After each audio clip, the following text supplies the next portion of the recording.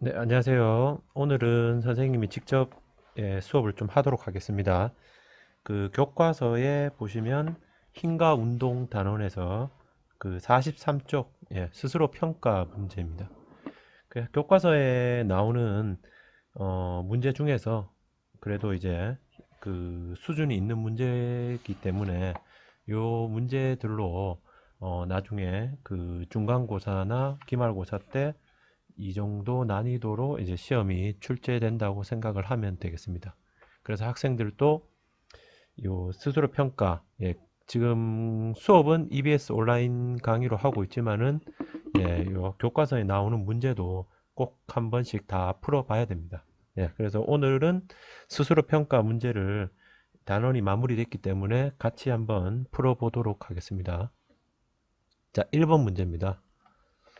어, 자, 문제에서, 물리에서는 항상 구하고자 하는 것이 무엇인지 봐야 됩니다. 그래서 이 문제에서 당연히 구하고자 하는 것은 가속도라고 표시가 되어 있죠. 그럼 이제 물리에서 가속도를 구하는 방법은 두 가지밖에 없어요.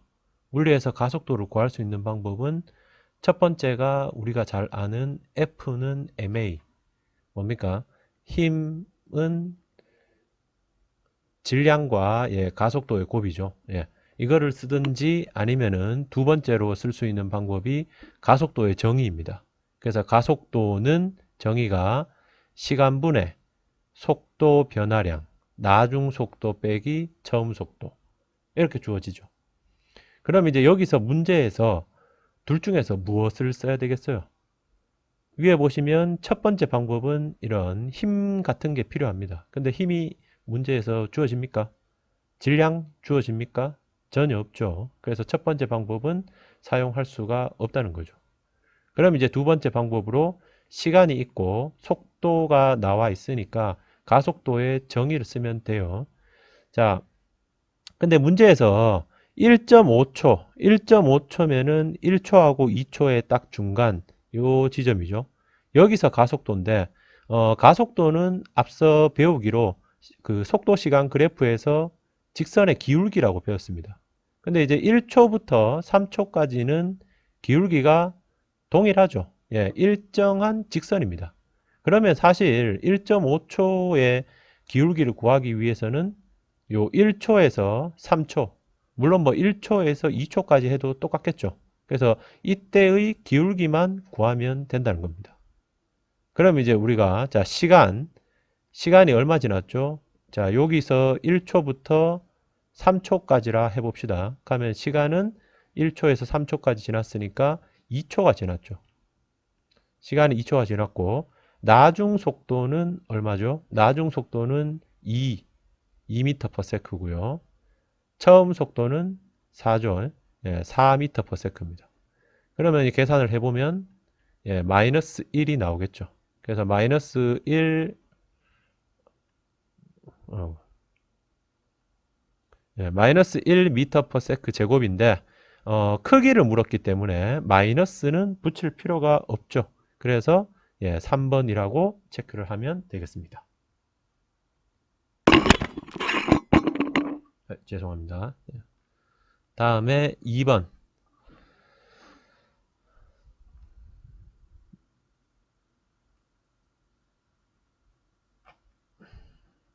처음 하니까 이게 좀 어렵네요. 자, 2번입니다. 자, 2번에 보시면 민수가 비탈길을 내려가고 있다. 각 위치에서 속도가 다음과 같다. 이렇게 되어 있습니다. 근데 이제 여기서 이 BC 구간은 사실상 이게 문제에서는 정확하게 안 나와 있는데 이게 빗면이라는 말이 나와줘야 돼요. 이게 빗면입니다. 빗면. 그래서 빗면이라고 하는 거는 이 직선으로 이렇게 딱 일정한 가속도로 떨어진다. 이 말이거든요.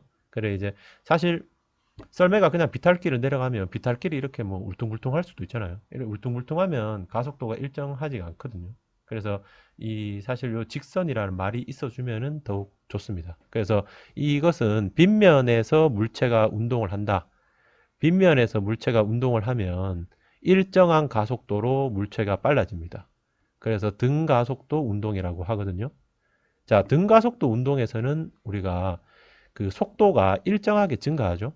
그러면 지금 문제에서 BC 구간의 길이를 묻고 있죠. BC 기간의 길이를 묻고 있는데 사실 그 거리를 구하는 가장 쉬운 방법은 그 이 거리를 이동하는 동안에 평균 속도에다가 시간을 곱하는 게 가장 쉽죠. 왜냐하면 이제 속도는 시간분의 거리니까 거리는 속도 곱하기 시간이죠. 그럼 이제 평균 속도가 얼마일까요? 자, 등가속도 운동에서 평균 속도를 구하는 아주 좋은 방법이 있습니다. 그 방법이 뭐냐면은 이 B, 처음 지점과 나중 지점의 속도의 중간값이죠. 왜냐하면 이제 속도가 2에서 10까지 일정하게 증가할 거 아닙니까? 그러니까 속도가 2에서 10까지 쭉 이렇게 일정하게 증가했다. 그러면 당연히 여기 중간값이 평균 속도죠. 그러면 이제 2하고 10의 중간값이 얼마입니까? 예, 6이 되겠죠. 그래서 평균 속도는 6입니다. 6. 그리고 시간이 얼마 지났어요? 6초에서 10초까지니까 시간은 4초가 지났죠. 예, 그러면은 시간은 4. 그럼 거리가 얼마입니까? 예, 24m가 됩니다. 그래서 아마 이 풀이 교과서 뒤에 해답 풀이하고는 조금 다를 거예요. 근데 이제 선생님이 주로 이제 등가속도 운동에서 주로 이제 쉽게 빨리 구할 수 있는 방법은 예, 평균 속도를 이용하는 것이 예, 좋은 방법입니다. 예.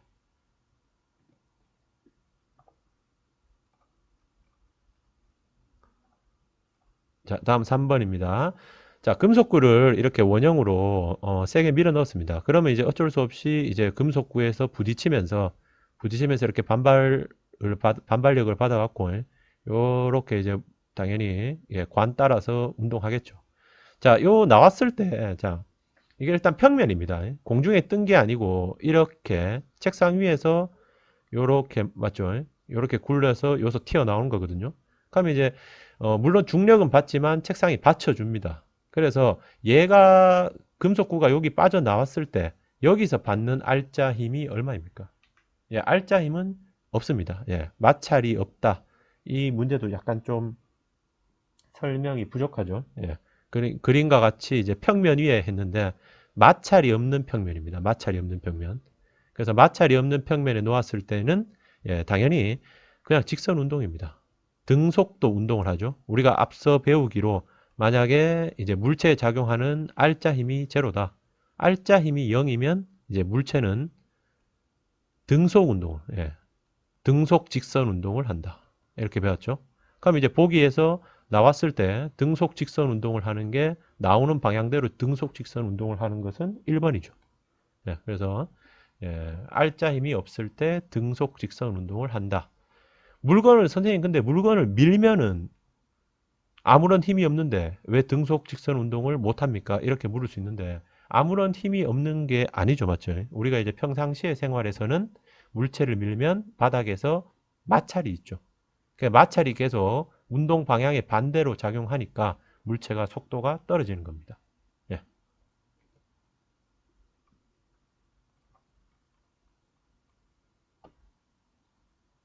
조금 크네요.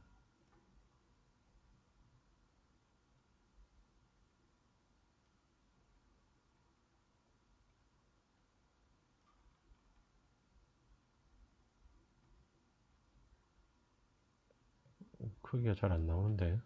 예. 다음 4번입니다. 자, 4번은 자, 일정한 크기의 힘으로 이렇게 수레를 끌어당길 때 수레의 속도가 나타난 것이다. 이렇게 되어 있죠. A는 수레만 끌었을 때고, 그 다음에 B는 수레 위에 그 벽돌을 한 개 놓았다. 자, 그러면 A 같은 경우에는 이렇게 수레만 있는 경우고, 요게 A고요. B 같은 경우는 수레가 있고 벽돌이 한 개가 있고 끌었을 때다. 자, 그러면은 자, 이거 같은 경우에 지금 보면 그 시간에 똑같은 시간인데 속도가 B는 2까지 됐고 A는 5까지 증가했죠. 당연하겠죠. 왜냐하면 B가 벽돌 한 개 올렸으니까 더 무겁잖아요. 맞죠? 그래서 무거우면 이 가속도가 작죠. 그 식의 뭡니까? 무거울수록 이제 똑같은 힘일 때 가속도가 작다. 그게 이제 뉴턴 2법칙 F는 ma입니다. 자, 그러면은, 자, 가속도의 B가 얼마인가? 가속도의 B를 보시면, 당연히 속도가 똑같은 시간. 자, 가속도는 시간분의 속도 변화량인데, 속도 변화량은 A가 5고, B는 2죠. 그러면은, A 가속도와 B 가속도의 B는 5대 2입니다. 자, 그러면 이제 반대로 생각해서, 전체 질량, A 같은 경우에 전체 질량과 B의 전체 질량은 이거의 반비례죠. 2대 5입니다. 2대 5. 그래서 수레가 하나 있는 거를 2라고 잡으면 수레 하나와 벽돌 한 개 더한 것은 5가 되겠죠. 그렇다면 벽돌 한 개가 얼마입니까? 3이 돼야 되겠죠. 수레는 2고요. 그러니까 이제 수레의 질량 M1과 벽돌의 질량 M2는 2대 3이 되겠습니다. 2대 3.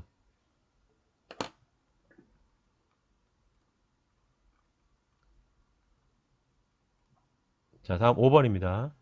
자, 질량이 1kg인 물체 ABC를 각각 붙여 둔 다음에, 자, 이런 물체는, 자, 일단 뭘 해야 되느냐 하면은, 먼저 전체, 자, 우리가 이렇게 붙어 있는 물체 있죠. 당연히 어떻습니까? 뒤에서 밀면 한 덩어리로 움직입니다.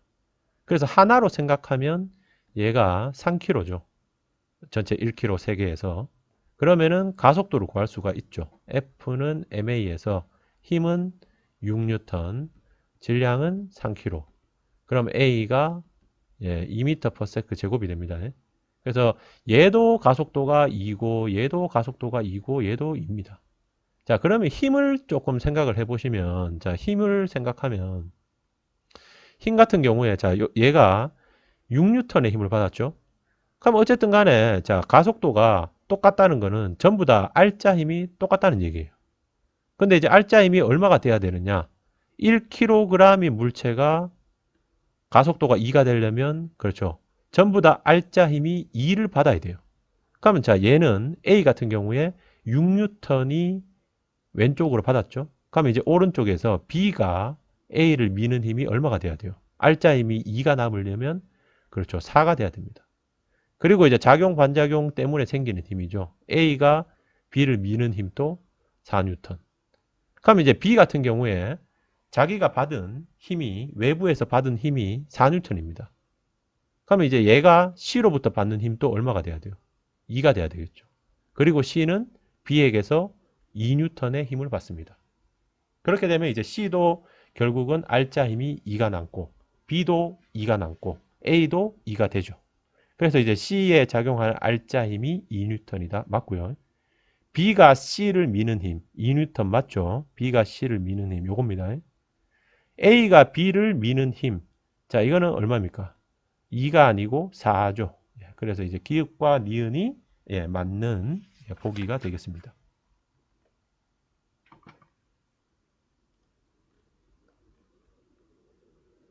자, 다음 6번입니다. 자, 6번은 자, 용수철 저울을 잘 이해해야 되는데, 자, 용수철 저울은 어떤 거냐 하면은, 자, 우리가 보통 용수철 저울에 뭐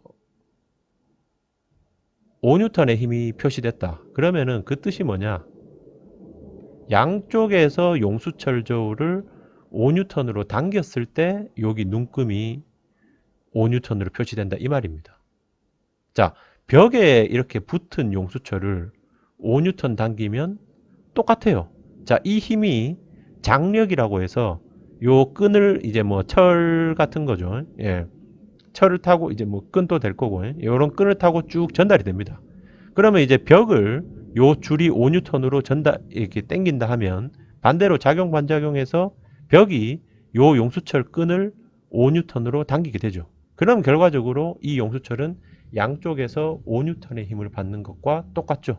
그래서 이런 경우에도 용수철 저울에는 5N이 표시되는 거예요. 이해됩니까? 그러면은 자 여기서 자 이 손으로 50을 당겼죠. 그럼 이 50N을 당기는 힘이 전달이 쭉 됩니다. 결국은 요 벽을 똑같이 50으로 당기게 되고요. 그럼 벽이 A 요 줄을 50N으로 당기게 되죠. 마찬가지로 B도 한번 생각해 보세요. AB가 당긴 상태에서 가만히 있겠죠. 그 가만히 있다 하는 게 뭐예요? R자 힘이 제로입니다. 그래서 요 끈에도 당연히 이쪽으로 50N이 전달돼서 50N, 50N 이렇게 작용이 되는 거예요. 맞죠? 그렇게 돼야지 AB가 알짜 힘이 0이라서 가만히 있는 거죠. 그래서 결국은 A도 50N이 표시가 돼야 되고 B도 50N이 표시가 돼야 됩니다. 이제 다시 말씀드리면, 자, 우리가 용수철 저울에서 조심해야 될 것은 벽을 두고 어떤 F라는 힘을 당겼을 때 하고 용수철 저울의 양쪽에서 F라는 힘을 당겼을 때 표시되는 힘은 둘 다 F로 동일하다. 이것을 잘 알면 되겠습니다.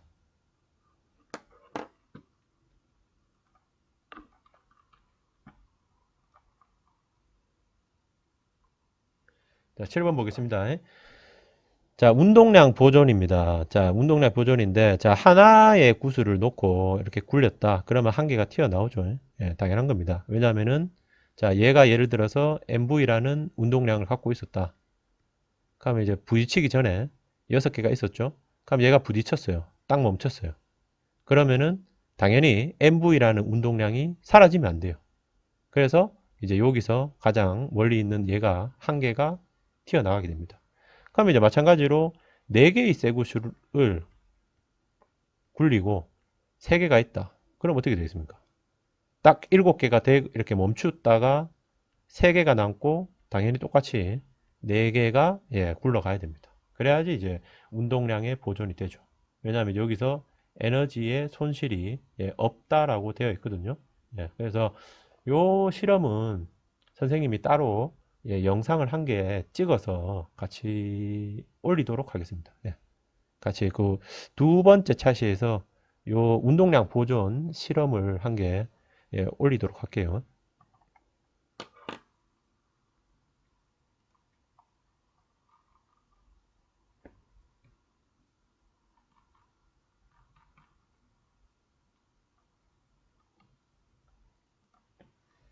자, 다음 질량이 4 곱하기 10의 5승 그러면은 얼마입니까? 40만이죠. 40만 킬로그램인 기차가 50m/s의 속력으로 달려오다가 신호등을 보고 멈춰서 2000m를 갖고 기차는 등가속도 운동을 한다. 이렇게 되어 있죠.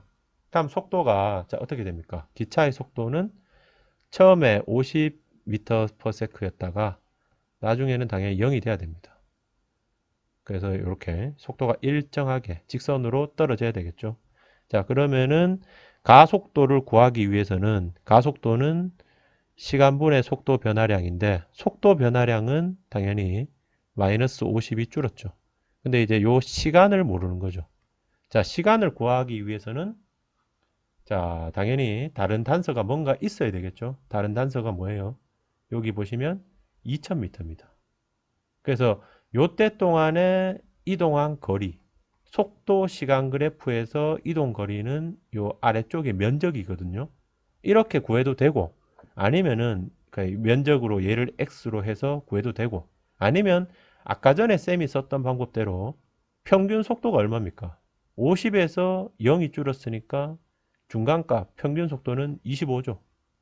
그럼 이제 25로 쭉 간 거하고 똑같다 이 말입니다. 그러면 이제 25m로 몇 초를 가야 2000m를 갑니까? 계산을 해보면은 얼마죠? 80초죠. 그래서 80초 동안 간 거예요. 그럼 이제 시간이 자 80초. 그러면은 8분의 5니까 8분의 5는 얼마죠? 0.625 맞죠? 0.625가 됩니다. 0.625. 그래서 0.625 미터 퍼 세크가 되겠죠. 물론 이제 마이너스를 무시했습니다. 크기를 구하라 했기 때문에. 반올림을 하게 되면 반올림을 하면 0.63 미터 퍼 세크 제곱이 되겠습니다. 자, 밑에 문제가 하나 더 있네요. 자, 밑에 문제를 보시면은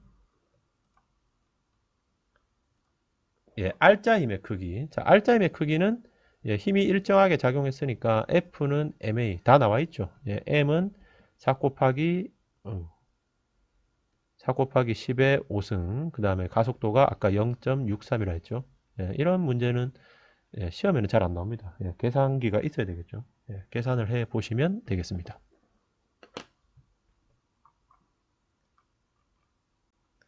다음 9번 볼게요. 자, 9번에 보시면, 자, 아까 전에 우리 그 물체 3개 붙은 거하고 같은 문제죠. 맞죠? 그래서 보시면, 이 A가 B를 미는 힘을 구하기 위해서는 결국은 A가 왼쪽에서 F의 힘을 받는데, B가 A를 미는, 즉, A의 오른쪽에서 작용하는 힘이 얼마인가? 이걸 빼면 됩니다. 맞죠? F에서 요 힘을 빼면 되겠죠. 그럼 이제 AB 사이에 작용하는 힘이 얼마인지를 구해야 되는데, 그거는 이제 쉽게 말하면 이제 B가 받는 알자 힘, 얘를 구하는 거하고 똑같죠. 근데 이제 B가 받는 알자 힘을 구하려고 하면, 자, FB를 구하려고 하면, F는 MA인데, 질량은 M2죠. 그럼 결국 가속도를 구해야 되죠. 맞죠? 자, 가속도를 구하는 것은 아까 전처럼 물체를 하나로 생각하면 됩니다. F라는 힘을 받아서 어쨌든 AB가 동시에 움직이죠. 그러면 F는 MA에서 F는 F고 M은 두 개 더한 거 M1 더하기 M2가 되겠죠. 그럼 A고 A는 M1 더하기 M2분의 F 이래 되겠죠. 그럼 자 B가 받는 알짜임은 얼마입니까? A를 여기 대입하면 M1 더하기 M2분의 M2F 이래 되겠죠. 맞나요? 그래서 이제 요 힘이 요 AB 사이에 작용하는 힘이다 이겁니다. 그럼 이제 A 같은 경우에 왼쪽에서 F의 힘을 받고 오른쪽에서 요 M1 더하기 M2분의 M2F를 받으니까 빼면 어떻게 돼요? 예. 아니네요. 자, 이거 구했죠? 예, 바로 구했죠. 예, 이거 구하라 했네요. 예. 그럼 얘가 이제 요 M1 더하기 M2분의 예, M2F 이렇게 쓰면 됩니다.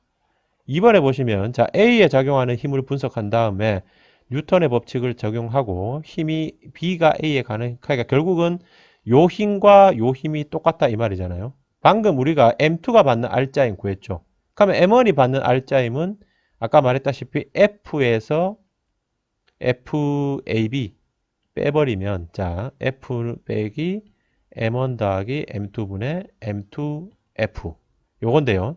자 얘를 계산하면 M1 더하기 M2분의 M1F죠. 자 그러면 이제 A가 받는 알짜 힘이 요거죠. 아야 A가 B로부터 받는 힘이 요거죠. 맞죠? 예. 였죠? 예. 그렇게 됐을 때 이제 이 값이 1에서 똑같죠. 맞죠? 결국은 요것과 그 다음에 뺐을 때 똑같이 나왔다.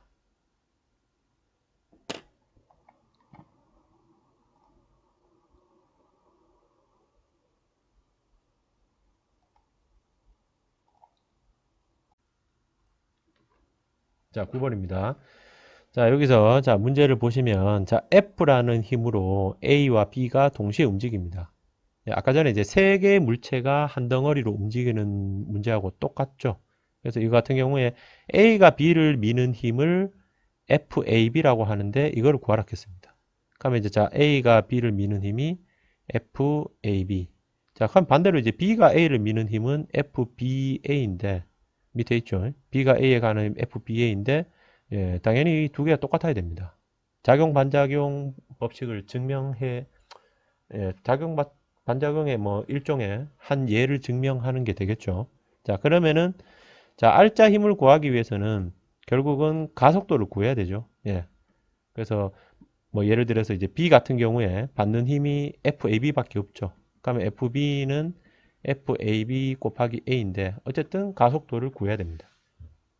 네, 가속도는 물체를 하나로 생각하라 했죠. F라는 힘으로 M1 더하기 M2가 움직입니다. 그래서 F라는 힘으로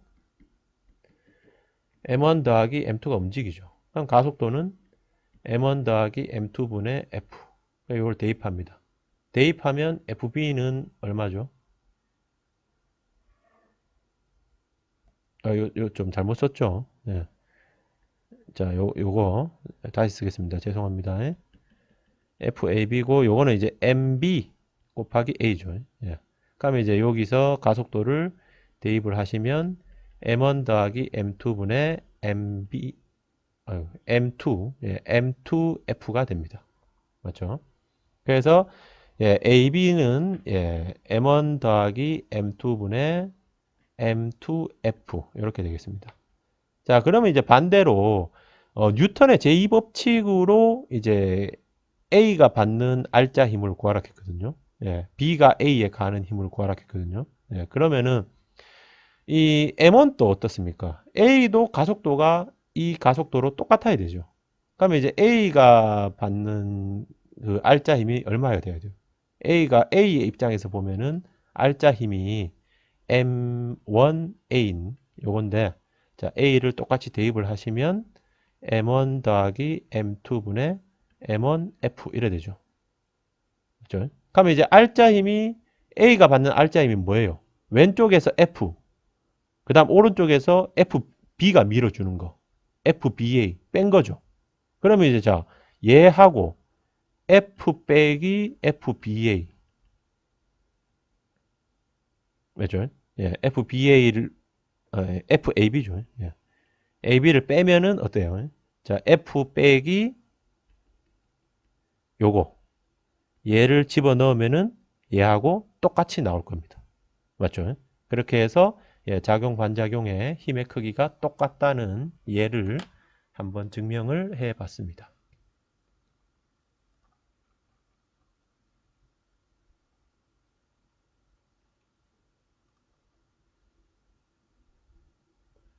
다음 10번 볼게요. 자, 10번에 보시면 자, 현수와 준우가 있는데, 자, 현수는 마주보고 있고, 오른쪽으로 둘 다 오른쪽입니다. 오른쪽으로 이동하고 있다. 시간이 t1일 때 준우가 가지고 있던 공을 던졌다. 자, 그러면은 자, 시간이 t1일 때 이 상황을 한번 봅시다. 이 상황을 보면은 준우가 공을 가지고 있다가 일로 던졌죠. 어떤 속도로 이렇게 던졌죠. 그러면은 이 운동량 보존에 의해서 어떻게 됩니까? 이쪽 방향으로 어떻게 보면 분해가 된 겁니다. 분해. 그래서 하나의 물체가 만약에 떨어져서 얘가 이쪽으로 튕겨 나갔다. 그러면 이제 얘도 어떻습니까? 오른쪽으로 당연히 운동량 보존 때문에 어떤 속도로 이동을 하게 됩니다. 맞죠? 질량이 만약에 똑같다면 속도가 똑같겠죠.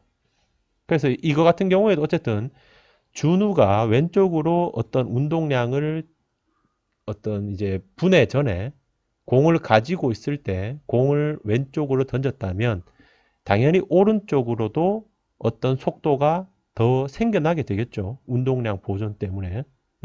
그래서 이제 준우는 아마 오른쪽으로 속도가 좀 더 빨라질 겁니다. T1일 때.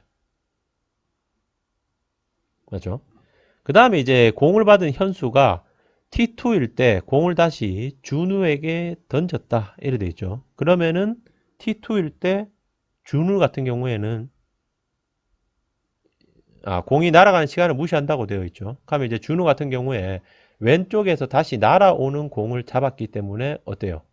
당연히 오른쪽으로 이동하는 속도가 더 빨라지겠죠. 그래서 요렇게 이 상황에서 이 공을 잡았어요. 그러면 이제 오른쪽으로 운동량과 원래 가지고 있던 오른쪽의 운동량 두 개가 더해져서 속도가 더 빨라지게 될 겁니다. 그래서 준우를 먼저 보면은 준우 같은 경우에 속도가 뭐 처음에 어떤 속도가 있었다면 T1일 때 속도가 더 빨라지게 되고요. 그 다음에 T2일 때도 속도가 더 빨라지게 되겠죠. 반대로 현수 같은 경우에는 T1일 때 공을 오른쪽으로 이동하는데 왼쪽으로 날아오는 공을 잡았기 때문에 운동량이 감소돼서 속도가 떨어지고 T2일 때도 다시 오른쪽으로 공을 던졌기 때문에 속도가 줄어들게 됩니다.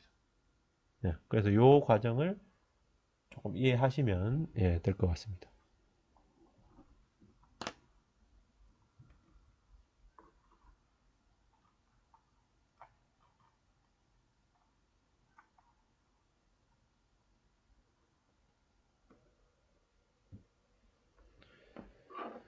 자, 질량이 12,000kg인 트럭과 질량이 1,200kg인 자동차와 함께 충돌한 후 정지하였다. 자, 충돌 과정에서 72,000N의 힘이 0.25초 동안 작용을 했다.